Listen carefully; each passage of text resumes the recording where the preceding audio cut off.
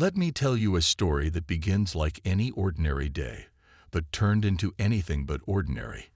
It's the kind of story that makes you question how quickly things can spiral out of control, and how some people seem to think the world revolves around them. It was a Saturday morning, one of those lazy days where the sun feels warm on your skin, and the air smells fresh, almost like it's inviting you outside. I decided to take my son, Liam, to the park. He's 8 years old, full of energy, always curious, and sometimes a little too adventurous for his own good. But that's what kids are supposed to be like, right? Free, playful, and unbothered by the weight of adult problems. The park was buzzing with life. Kids were laughing, running around, and playing tag while parents sat on benches sipping coffee or scrolling through their phones. It was peaceful, a rare moment when everything seemed to fall into place. Liam was having the time of his life, climbing monkey bars, racing his friends, and showing off his superhero moves to anyone who would watch. Honestly, seeing him so happy made all the stress of parenting feel worth it. Then she showed up. Karen, you've probably met someone like her before. She walked into the park like she owned the place, wearing perfectly ironed yoga pants and oversized sunglasses that screamed, "Don't mess with me." Her daughter trailed behind her, clutching a doll, and looking as if she'd rather be anywhere else. At first glance, Karen didn't seem particularly threatening, just another mom enjoying a weekend outing. But there was something about the way she carried herself, like she believed the rules only applied to everyone else. Liam didn't notice her at first. He was too busy playing tag with his friends, darting between swings and slides. But then it happened. In the middle of all the chaos, Liam accidentally bumped into Karen's daughter. It wasn't a hard hit or anything serious. He barely grazed her shoulder as he ran past. But the girl stumbled back, dropped her doll, and started crying. Now let me pause here for a second. Accidents happen, especially in places like parks where kids are just being kids. Most parents would brush it off, maybe tell their child to apologize, and move on. That's what I expected to happen. Liam stopped dead in his tracks, his face turning red with embarrassment. "I'm sorry," he said quickly, reaching out to help the girl pick up her doll. But Karen didn't give him a chance to make things right. Before I could even react, she stormed over, grabbed Liam by the arm, and slapped him across the face. The sound was sharp and sudden, cutting through the cheerful hum of the park like a knife. For a moment, everything went silent. Even the birds seemed to stop chirping. I stood frozen, my heart pounding in my chest. My mind raced, trying to process what had just happened. Did she really just hit my child? In front of everyone. People stared, unsure of what to do or say. Some looked horrified. Others whispered among themselves. And Karen, she stood there, completely unfazed, like she'd done nothing wrong. That's when the anger hit me, hot, raw, and overwhelming. "What is wrong with you?" I shouted, rushing toward them. My voice shook, not just from rage but from disbelief. How could anyone think it was okay to lay hands on someone else's kid? Karen didn't even flinch. She adjusted her sunglasses, crossed her arms, and sneered. "Teach your brat some manners," she snapped, her tone dripping with superiority. "Maybe next time he'll think twice before acting like a menace." A menace. My sweet, innocent boy. The same child who shares his snacks with classmates and helps me carry groceries without being asked. I wanted to scream, to shake her until she realized how ridiculous she sounded. But before I could respond, she pulled out her phone and dialed 911. "Yeah, hi," she said smugly, glancing at me with a look of triumph. "There's a violent child here attacking other kids. Send officers immediately." The audacity of her words hit me like a punch to the gut. Violent? Attacking? This wasn't just an overreaction. It was a calculated attempt to turn the situation against us. And in that moment, I knew this wasn't going to end anytime soon. The moment Karen called the police, everything shifted. The park, which had been filled with laughter and carefree energy just minutes earlier, suddenly felt heavy, like a storm cloud had rolled in and swallowed the sunshine whole. Parents exchanged uneasy glances, unsure whether to step in or stay out of it. Kids stopped playing, their giggles replaced by whispers as they watched the drama unfold. I couldn't believe what was happening. One minute, I was enjoying a peaceful morning with my son, and the next, I was standing in the middle of what felt like a scene from a movie, except this wasn't scripted, and there was no guarantee of a happy ending. My hands trembled as I tried to process Karen's actions. How could she slap my child and then have the nerve to call the cops on him? It didn't make sense. None of it did. Liam clung to me, his small body shaking. Tears streamed down his face, but he wasn't crying because of the slap. It was the humiliation that broke him. He kept repeating, "I didn't mean to, Mom. I'm sorry," over and over again, like a broken record. His voice was so soft, so full of guilt, that it made my heart ache even more. I hugged him tightly, whispering reassurances into his ear. "You didn't do anything wrong," I told him firmly, though I wasn't sure if I was trying to convince him or myself. Karen, meanwhile, stood a few feet away, looking smug. She tapped her foot impatiently, occasionally glaring at me as if I were the one who had caused all this trouble. Her daughter still clutched her doll, sniffling quietly, but Karen didn't seem to notice or care. All her attention was focused on making sure everyone saw her as the victim, the misunderstood mom who had been forced to take drastic measures. When the police arrived, the tension in the air thickened. 2 officers stepped out of their car, their expressions neutral as they approached us. One of them, a tall man with kind eyes, introduced himself as Officer Ramirez. "Can someone explain what happened here?" he asked, glancing between Karen and me. Karen didn't waste a second. She launched into her version of events, speaking quickly and confidently. "That boy attacked my daughter unprovoked," she said, pointing at Liam. Her tone was calm, almost rehearsed, as if she practiced this speech in front of a mirror. "He knocked her down, and when I tried to intervene, the mother became aggressive." Aggressive? Me? I hadn't touched her, not once. Sure, I'd raised my voice, but only after she hit my child. Still, Karen's words hung in the air, twisting the truth until it barely resembled reality. For a split second, doubt crept into my mind. Would the officers believe her? What if they sided with her and took Liam away? The thought sent a chill down my spine. Officer Ramirez turned to me, waiting for my response. I took a deep breath, forcing myself to stay calm. "That's not what happened," I said firmly, meeting his gaze. "My son accidentally bumped into her daughter while playing tag. He apologized immediately, but instead of accepting it, she slapped him across the face. Ask anyone. They saw it happen." As soon as the words left my mouth, murmurs rippled through the crowd. A few parents nodded in agreement, their faces reflecting a mix of anger and disbelief. Mrs. Patel, a neighbor who often brought her son to the park, stepped forward hesitantly. "It's true," she said, her voice steady despite the obvious nerves. "That woman assaulted the boy. We all witnessed it." Her words gave me a surge of hope, but Karen didn't back down. If anything, she grew more defensive. "These people are lying," she snapped, gesturing wildly at the group. "She's coaching them to cover up her son's behavior. You can't trust anything they say." Her accusation sparked murmurs of outrage among the bystanders. Someone muttered, "That's ridiculous," while another parent shook their head in disbelief.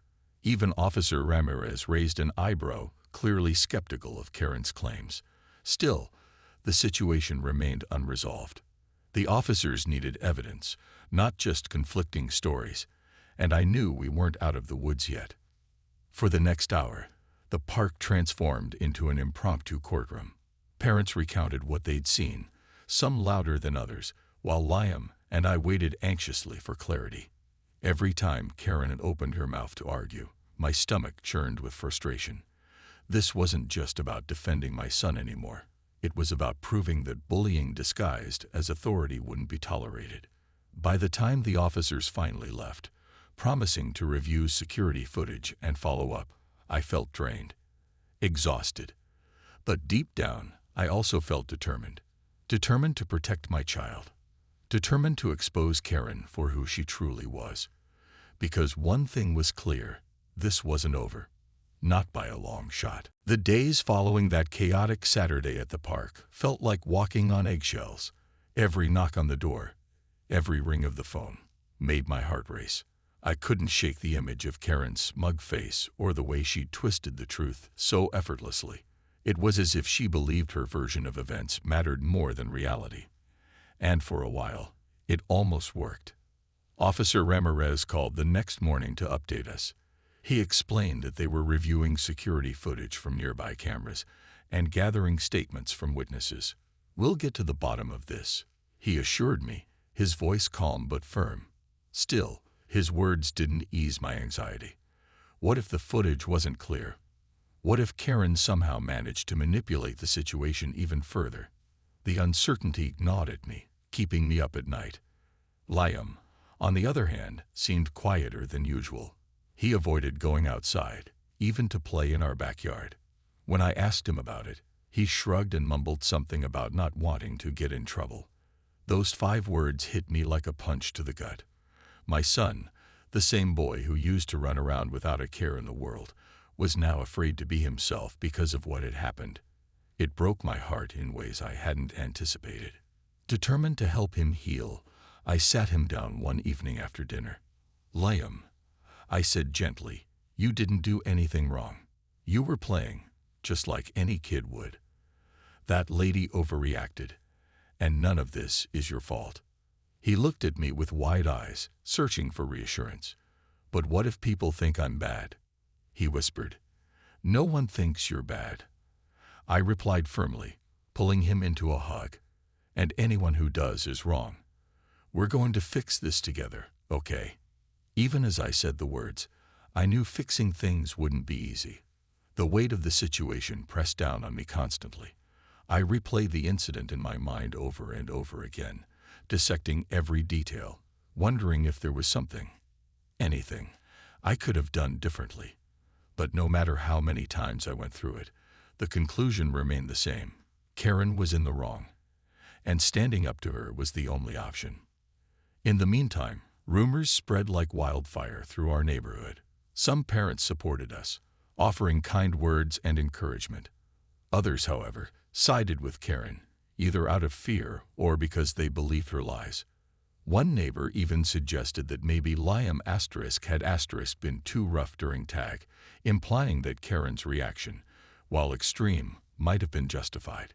Hearing those comments stung more than I expected, but I refused to let them derail me. Then came the moment that changed everything, or at least gave me hope that justice might prevail. A few days after the incident, Mrs. Patel knocked on our door. She carried a folder stuffed with papers and wore an expression of quiet determination. "I did some digging," she said as we sat down at the kitchen table. "Karen isn't as perfect as she pretends to be."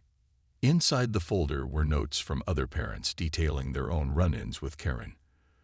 There was the dad whose dog she reported for barking, even though it rarely made a sound. The mom whose car she complained about for parking slightly askew one afternoon. And then there was the story of a family who moved away last year after Karen accused their teenage son of vandalism, only for the accusations to fall apart under scrutiny. Each account painted a picture of someone who thrived on control and intimidation, using threats and manipulation to bend others to her will. As I flipped through the pages, a mix of emotions washed over me. Anger, relief, and a strange sense of vindication swirled together. This wasn't just about protecting my son anymore. It was about exposing the truth and holding Karen accountable for her behavior. But I also knew that taking on someone like her wouldn't be easy. She had resources, connections, and a knack for twisting narratives to suit her agenda. If we weren't careful, this battle could drag on for weeks, or worse, months. That night, as Liam slept soundly upstairs, I stayed up late researching legal options. I reached out to friends, posted in online forums, and eventually found a lawyer named Alina who specialized in cases involving harassment and abuse of power. During our first call, she listened intently as I recounted the events, asking thoughtful questions and offering practical advice. By the end of the conversation, I felt a glimmer of hope, a small but steady flame burning in the darkness. Still, I couldn't shake the feeling that Karen wouldn't go down without a fight.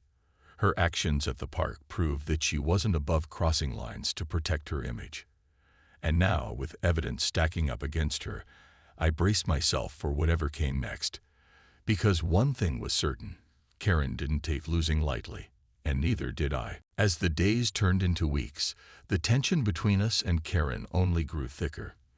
It was like living under a dark cloud that refused to lift. Every morning, I woke up wondering what new twist this nightmare would take. Would there be another letter from her lawyer? Another neighbor pressured into silence? Or worse, another attempt to paint me as the villain? Alina, our lawyer, became my lifeline during this time. She was sharp, no nonsense, and had a way of cutting through the chaos with clarity. "This isn't just about your son anymore," she told me one afternoon over coffee.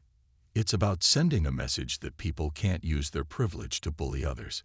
We need to hit back, and hit hard." Her words gave me strength, but they also made me nervous. Hitting back meant stepping into uncharted territory. It meant facing Karen head-on, exposing her lies, and proving beyond a doubt that she was in the wrong. But Alina wasn't someone who backed down easily, and neither was I. The first step was gathering more evidence. With Alina's guidance, I reached out to other parents who'd been affected by Karen's behavior. At first, many were hesitant to come forward. They worried about retaliation or being dragged into court themselves. But slowly, one by one, they began sharing their stories. Some sent emails. Others agreed to meet in person. Each account added another brick to the wall we were building against Karen. One story stood out in particular. A dad named Greg recounted how Karen had called animal control on his golden retriever, claiming it was aggressive. The dog, named Max, was as gentle as they came. He loved kids and spent most of his time wagging his tail or napping in the shade.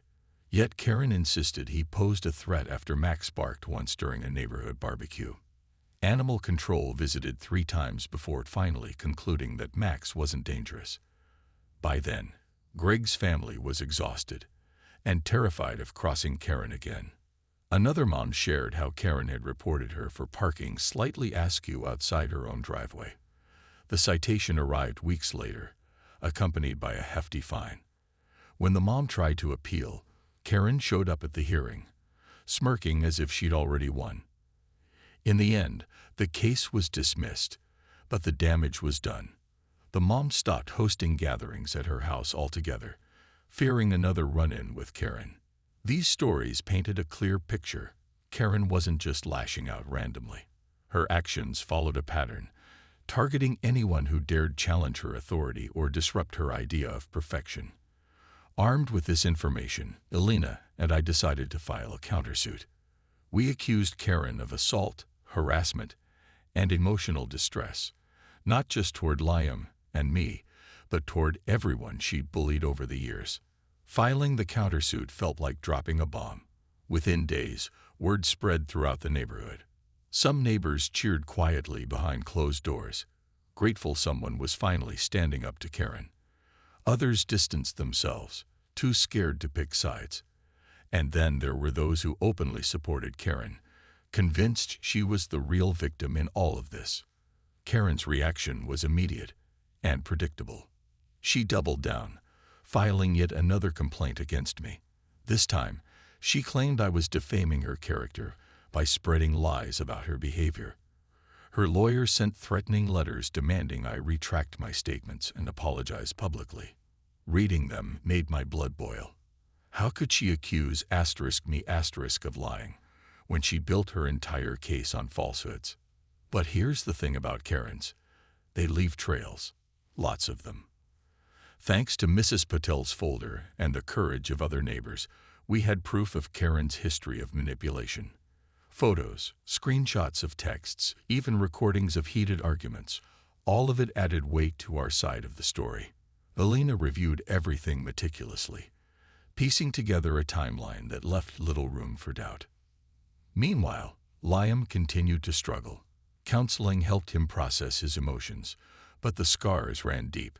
One evening, as we sat together on the couch watching cartoons, he turned to me and asked, "Mom, why does she hate us so much?" His question caught me off guard. I didn't know how to explain the complexities of adult conflict to an 8-year-old.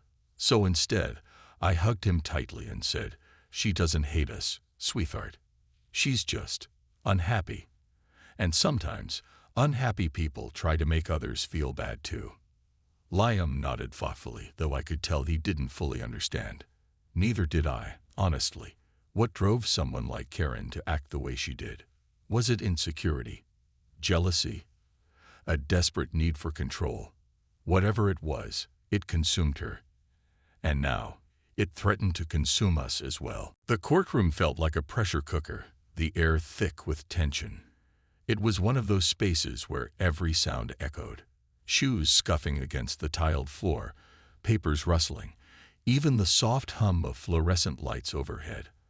I sat beside Alina, gripping the edge of my seat so tightly my knuckles turned white. Across the aisle, Karen sat ramrod straight, her designer handbag clutched in her lap like a shield. She looked calm on the surface, but I caught the subtle twitch in her jaw, a tiny crack in her carefully constructed facade. Liam wasn't there. Alina had advised us to keep him away from the proceedings, and I agreed. He didn't need to see this. Instead, he stayed home with his dad, probably watching cartoons or building Lego towers.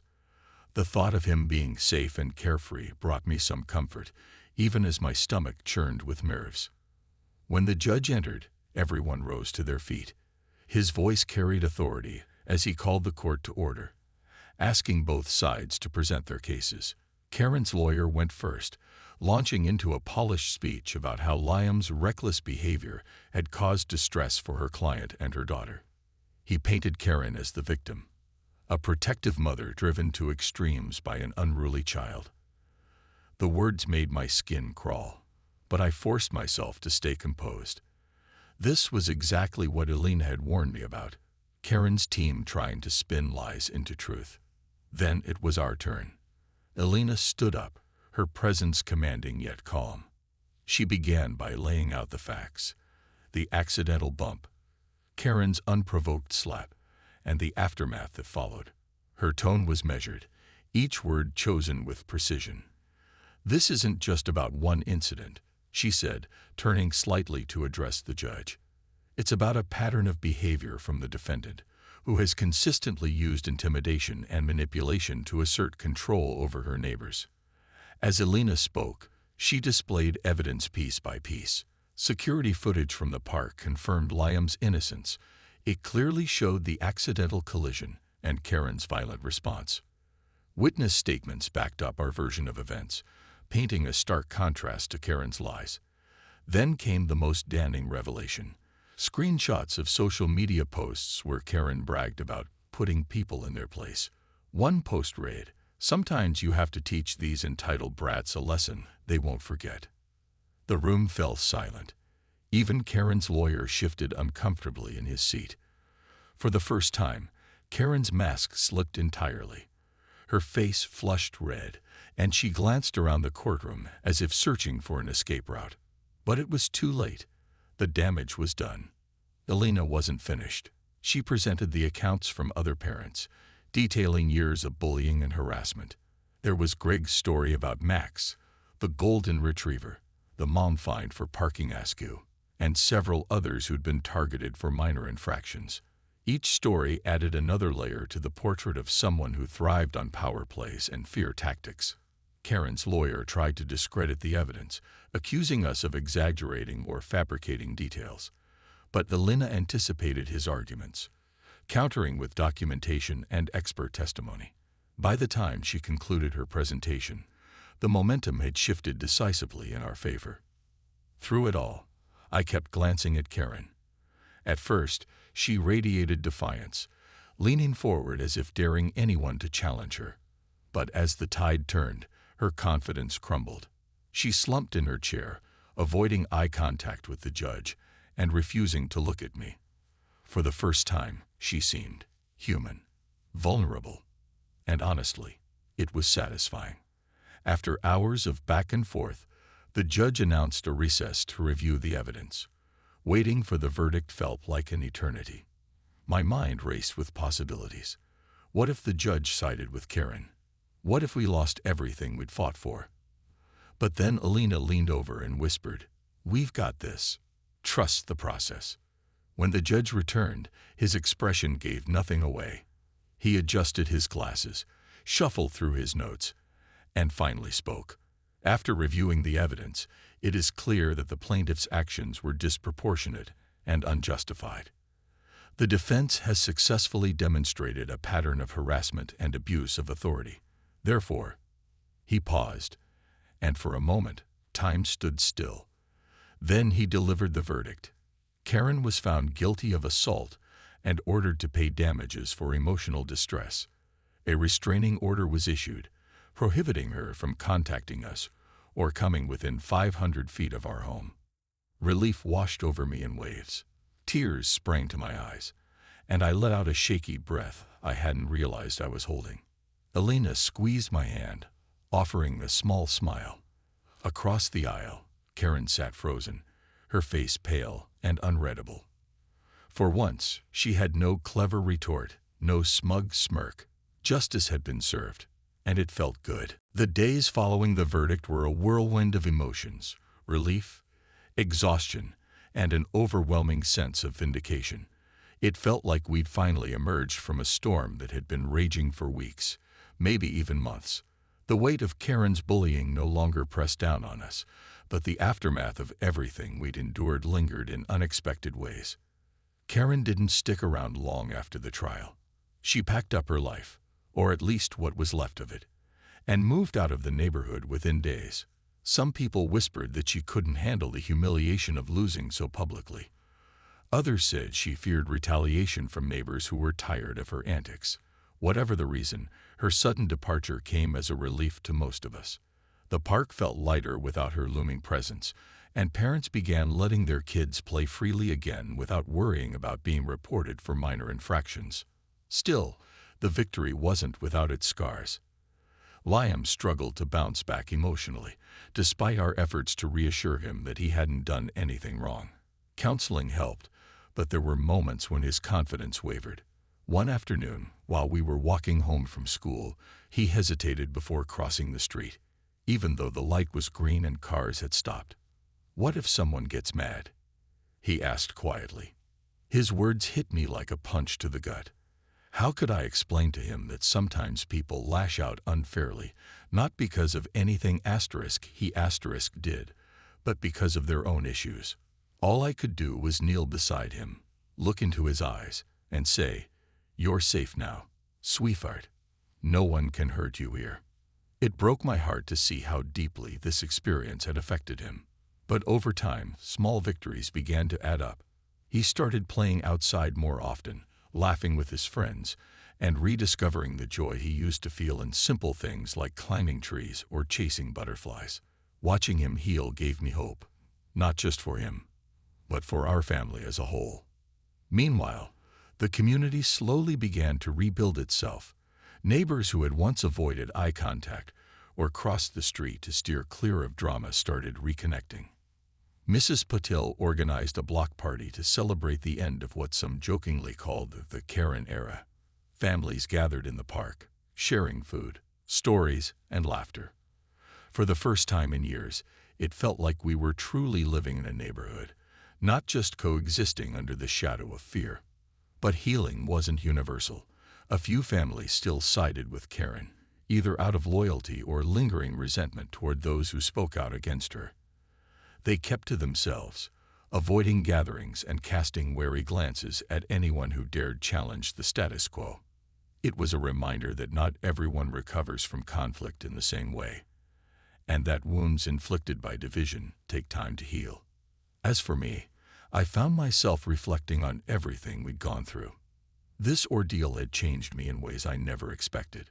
Before Karen slapped Liam, I considered myself a relatively easygoing person. Sure, I stood up for my family, but I rarely rocked the boat. Now, I realized how important it was to fight for fairness, not just for ourselves, but for others too. Standing up to Karen wasn't just about protecting Liam. It was about showing our community that justice matters, even when it's hard to achieve. One evening, as I tucked Liam into bed, he looked up at me and said, "Mom, are we okay now?" I smiled, brushing a strand of hair off his forehead. "Yes, buddy. We're okay. Better than okay, actually." He nodded, satisfied, and closed his eyes. As I turned off the light and walked downstairs, I allowed myself a moment of quiet reflection. We weren't the same people we'd been before all of this happened, and maybe that was a good thing. We were stronger, braver, and more aware of the power of standing together. Outside, the stars shone brightly in the night sky, casting a gentle glow over the neighborhood. It felt symbolic somehow, a reminder that even after the darkest storms, light finds its way back. And though the road ahead might still hold challenges, I knew one thing for certain. We'd faced the worst, and we'd come out stronger on the other side. Because sometimes, winning isn't just about proving a point. It's about reclaiming your peace, your dignity, and your belief in doing what's right, no matter the cost. Months have passed since that chaotic day in the park and the whirlwind of events that followed. Life has settled into a rhythm again, but it's a different kind of rhythm. One that feels lighter, freer, and more authentic. The shadow Karen cast over our neighborhood has lifted, leaving behind a community stronger than before. And while I know scars take time to fade completely, both for Liam and for me, we're learning to move forward with resilience and hope.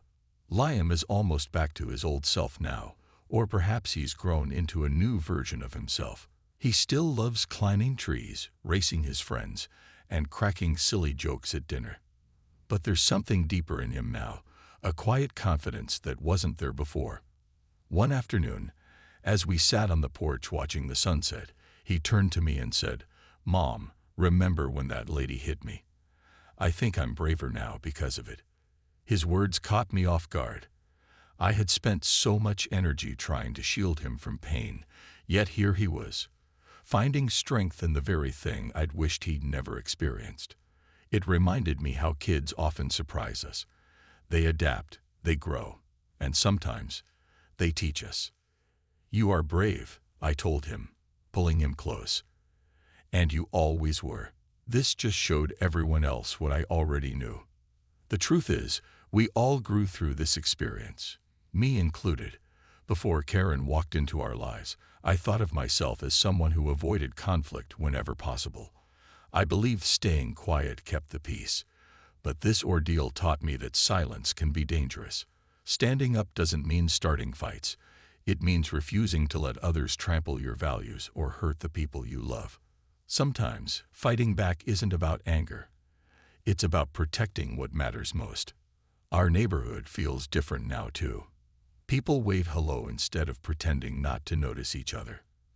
Parents chat casually at the park while their kids play tag, a game that no longer feels loaded with tension. Even Mrs. Patel, who once hesitated to speak out against Karen, has become a friend. She recently invited us over for dinner, where she shared stories about her own childhood and how she learned to stand up to bullies. It made me realize how much courage it takes to break free from fear, and how powerful communities can be when they unite. Of course, not everything has been perfect. A few families still keep their distance, clinging to loyalty toward Karen or resentment toward those who expose her behavior. Some days, I catch glimpses of them whispering among themselves, casting judgmental glances my way. But I don't let it bother me anymore. Their opinions don't define me, or Liam. What defines us is how we handled ourselves during the toughest moments, and I'm proud of that. One evening, as I tucked Liam into bed, I noticed a drawing taped to his wall. It was a picture of two stick figures holding hands under a bright yellow sun. At the bottom, he'd written, "Me and Mom win." My eyes filled with tears as I traced the letters with my finger. In his innocent way, Liam understood exactly what we accomplished, not just winning a case, but reclaiming our happiness. Looking back, I realized this journey wasn't just about defeating Karen. It was about proving that kindness, honesty, and standing up for justice will always outweigh intimidation and lies. It was about showing Liam that doing the right thing isn't always easy, but it's always worth it. And it was about reminding myself, and hopefully others, that even in the face of fear, we have the power to create change. As I switched off the light and closed Liam's bedroom door, I paused for a moment, listening to the soft hum of crickets outside.